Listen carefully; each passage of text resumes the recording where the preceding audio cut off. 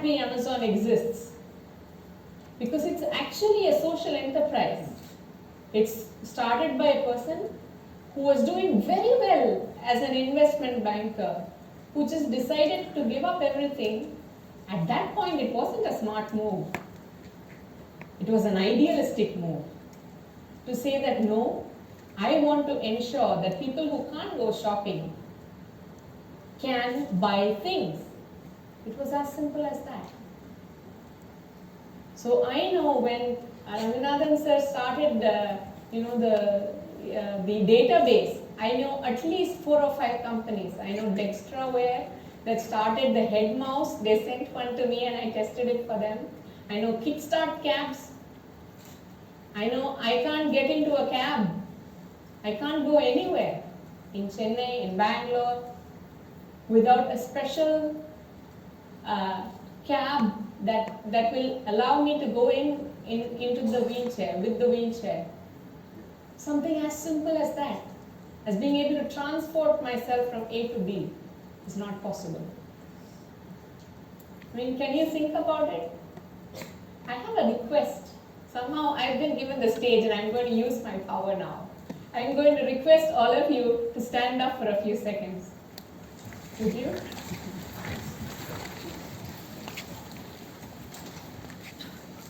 Just get the blood circulation back in your legs. And then you can sit back down. Thank you so much. Seems like quite an audacious request, right? It is something so simple for each and every one of you. You stood up. You didn't have to think about the hundreds of muscles that are required to stand up. It takes more than 200 muscles working in unison for us to take just one step forward. What an amazing machine we have we just take it for granted every day. You just did what I cannot do, what all of us wheelchair users cannot do here. But every problem of mine is an opportunity for everyone else, right? And that's how Sujata ma'am came up with Arise, the standing wheelchair. All you have to do is push yourself up and you're standing just like everybody else. I have a wheelchair with which I can press a button and I can go up and make eye contact with anybody in the world. You know how good that makes me feel? It makes me feel like nobody has to look down upon me. I feel equal. That's assistive technology. That's what it can do for me. Without it, I can tell you what will happen, what happened to me. Before the age of 18, my life was like a dream. I'm an only child. I started swimming at the age of 3. I was a state level gold medalist in swimming by the age of 8. I started playing cricket at the age of 4. At the age of 8, I played for the senior Tamil Nadu women's cricket team in the playing 11.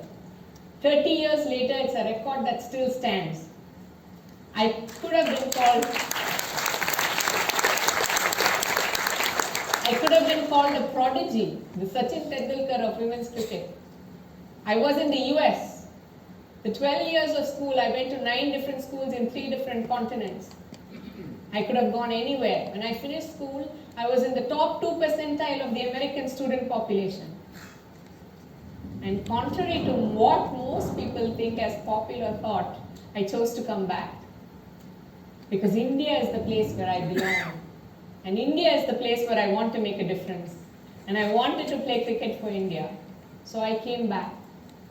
And a few days later, I went for a college function, an excursion, so that we could all go and have a good time. I went to the Pondicherry beach. I was playing in about thigh-deep water, playing with a lot of the other classmates of mine. I just stumbled and fell into water, into thigh-deep water. I have dived into water a million times. I started swimming at the age of 3. I know how to dive into water. But on that particular occasion, it was fateful. I fell into water and never stood back again. My friends pulled me out. Nothing happened. There was not a drop of blood. I didn't lose consciousness, but life as I knew it was over in that split second. Because I sustained a spinal cord injury at the C4, C5 level. And that's it. Even today, if there is food, if there's my favorite pizza right there on the plate, I cannot take it and eat. I have a billion ideas that could be startup ventures, that could be profitable. I was a 71-year-old mother who can't lift me and transfer me from the bed to a wheelchair. There is an idea for you. Each one of my problems could solve the problems, could be a great niche market that could generate profit. But even more than that, for the people who are finding solutions, it's so fulfilling. That's how I started Soulfree.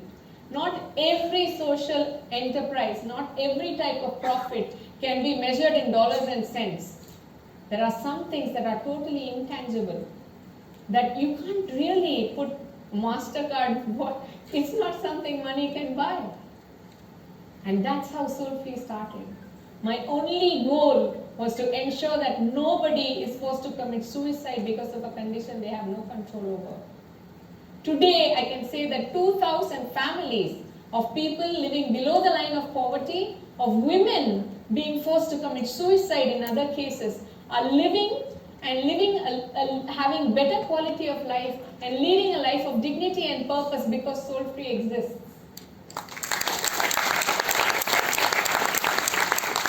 Soulfree is the best type of social enterprise. It's an entrepreneurship. Maybe it just doesn't generate profit, but invests in people, invests in their lives.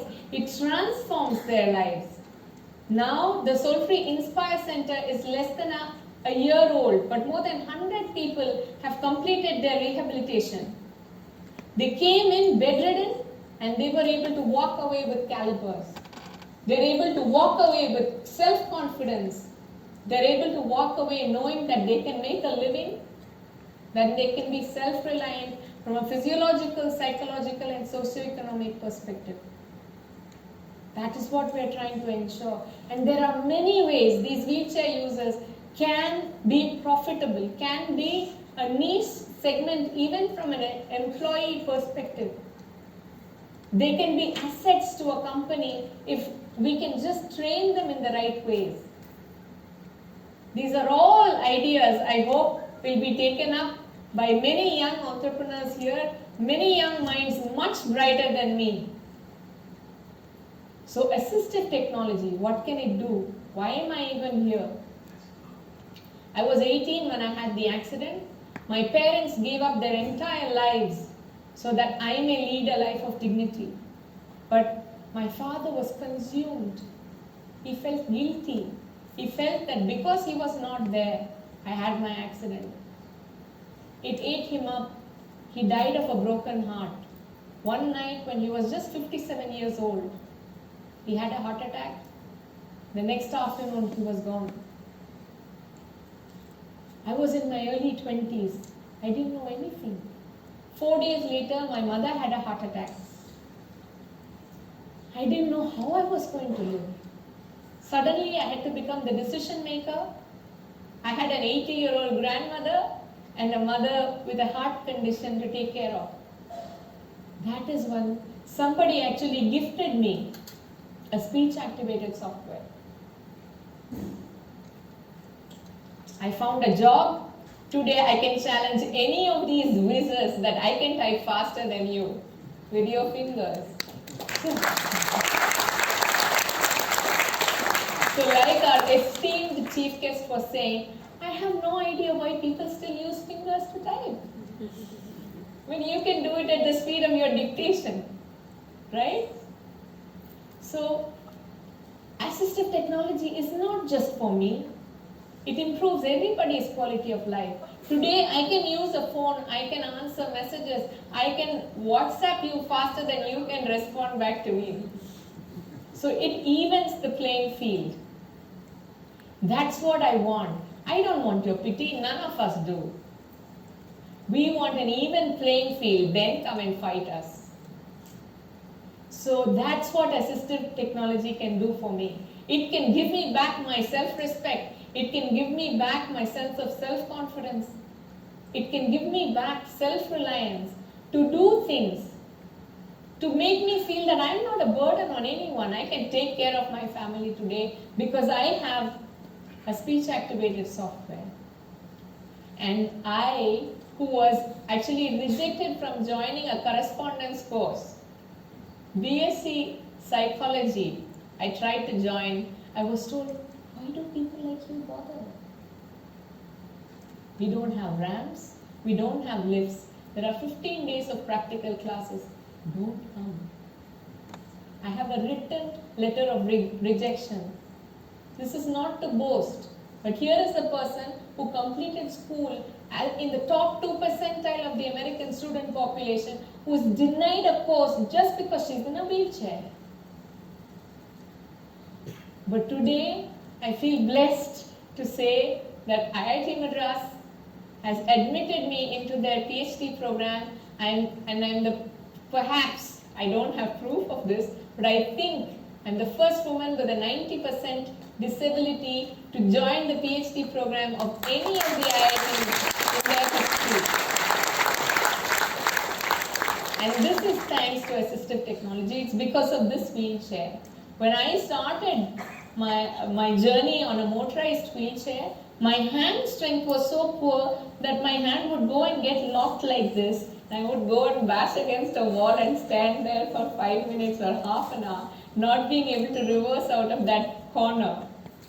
Today, I live in a temple town called Tiruvannamalai, where there's a holy hill. And people walk around that holy hill. It's a 15-kilometer circumambulation. I can do that in my wheelchair. So it's not for lack of effort that people with disabilities are not able to do everything that everybody else does. It's because we are different.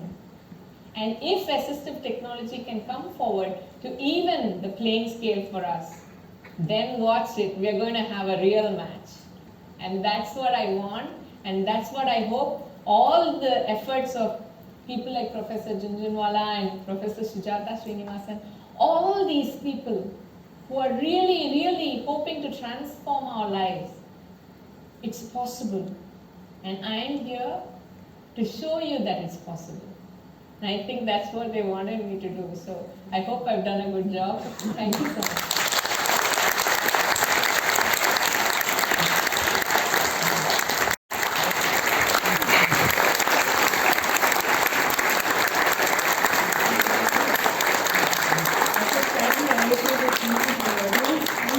Very proud of your work at Soulfree.